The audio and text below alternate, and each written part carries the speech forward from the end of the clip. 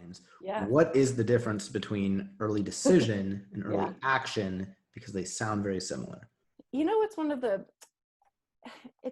most frustrating parts, even for me, someone who's worked in this setting for 10 years, is how difficult colleges make this application process with so many different definitions and deadlines, and even schools this year with the coronavirus are kind of changing what their typical application deadline season looks like. So early decision is a binding application. So essentially when a student applies there, they are bound to attend if they are admitted. So that means you can really only apply to one school under early decision, because you can't apply 2 places, get admitted 2 places, and be able to attend both places.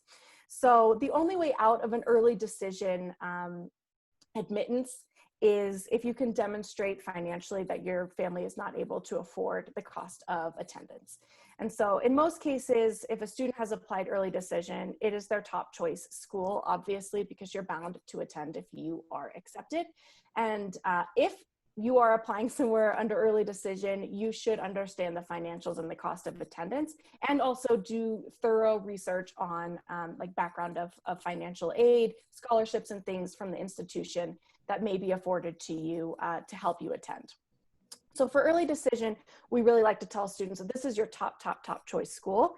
Typically, admission rates are a little bit more generous in early decision because it's a way for the admissions office to pad their incoming class. They can ensure that the students who apply under early decision will actually attend, whereas students who are applying under a non-restrictive deadline could choose to attend another institution. And the admissions office's goal is, to welcome a good, solid, well-rounded incoming freshman class, but also fill the seats and fill the beds in the dorms, or I guess the virtual classrooms now. So early decision typically has higher admissions rates, but what I always caution students to think about is that student athletes are typically admitted under early decision or early application deadlines, and so are legacy students. And so whereas you may see a school that typically admits 10% of applicants admit 18% of their early decision pool, and this could apply to early action also, keep in mind who is applying